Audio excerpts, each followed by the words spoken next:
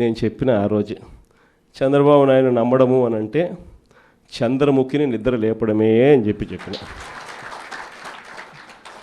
చెప్పింది నేను ఆ రోజు ఎన్నికలప్పుడు నేను చెప్పిన ఆ మాటలు కన్నా ఎవరైనా వింటే ఇప్పుడు కరెక్ట్గా అవి ప్లే చేసి చూస్తే జగన్ కరెక్ట్గా చెప్పినాడు, అబ్బా మనమే మోసపోయినాం పొరపాటున అని చెప్పి ఈరోజు ప్రతి ఇంట్లో కూడా ఖచ్చితంగా చర్చ జరగాల్సిందే. ప్రతిరోజు డైవర్షనే, ఇవన్నీ జరుగుతూ ఉన్నాయి, సమాధానాలు చెప్పుకోలేక ప్రతిరోజు ఒక డైవర్షన్. ఓ రోజు లడ్డు అంటాడు, ఇంకో రోజు బోట్ అంటాడు, మరో రోజు ఏమన్నా ఐపీఎస్ ఆఫీసర్ అధికారిని అరెస్ట్ అంటాడు. కరెంటు బిల్లులు షాక్ కొట్టే విధంగా అప్పుడే పెరిగిపోతున్నాయని చెప్పి మళ్ళీ ఆ టాపిక్ నుంచి డైవర్ట్ చేసేందుకు ఇంకొకటి ఆయన చేసిన లిక్కర్ స్కాములు మనం ఇంకొకటి మీద లిక్కర్ స్కాములు రుద్ది ఇంకొక లిక్కర్ స్కామ్ అరెస్ట్ అని చెప్తాడు.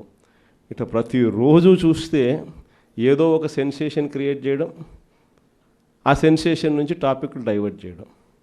ఇంతకుముందు రోమన్ రాజులు చేసేవాళ్ళు, ప్రజల్లో వ్యతిరేకత, రోమన్ రాజుల మీద వ్యతిరేకత ఎక్కువగా వస్తూ ఉండేది అని చెప్పి అప్పట్లో వాళ్ళంతా గ్లాడియేటర్స్ అని ఒక గేమ్స్ నిర్వహించేవాళ్ళు.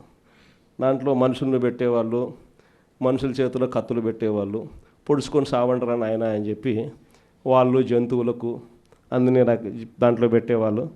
ఆ జంతువులతో వీళ్ళు యుద్ధం చేయడము, వీళ్ళు సావడము, అవి సావడము, లేకపోతే వీళ్ళు పొడుచుకోవడము, అది వీళ్ళు సావడము వాళ్ళు సావడము చేసేది. ప్రజలందరూ దాన్ని చూసేది. టాపిక్ డైవర్టు.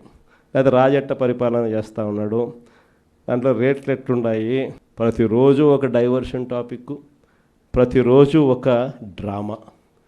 ఇలాంటి పరిస్థితుల మధ్య రాష్ట్రం జరుగుతూ ఉంది. ఇలాంటి పరిస్థితుల్లో రాబోయే రోజుల్లో అందరికీ కూడా నేను ఒకటి చెప్తా ఉన్నా, ఇంత మంచి చేసిన మనకే ప్రతిపక్షంలో కూర్చున్నాము అని అంటే ఇక ఏ మంచి చేయని మోసం చేసిన ఈ చంద్రబాబు నాయుడు పరిస్థితి ఎలా ఉంటుంది అని చెప్పి నేను వేరే చెప్పాల్సిన పర్లా. ఆ 3 ఏళ్ళు అయిపోయిన తర్వాత వచ్చేది ఖచ్చితంగా వైఎస్ఆర్ కాంగ్రెస్ పార్టీని అఖండమైన మెజారిటీతో మళ్ళీ అధికారంలోకి వస్తాం. ఈసారి వచ్చిన తర్వాత మాత్రం ప్రతి కార్యకర్తకు కూడా మీ జగనన్న జగన్ 2లో తోడుగా ఉంటాడు అని మాత్రం ఖచ్చితంగా చెప్తా ఉన్నా. ఇన్ఫ్యాక్ట్ లాస్ట్ ఎలక్షన్స్లో కార్యకర్తలకు బహుశా అనుకున్నంత స్థాయిలో నేను తోడుగా ఉండకపోయి ఉండొచ్చు. ఎందుకంటే నేను అధికారంలోకి వస్తానే కోవిడ్ వచ్చింది.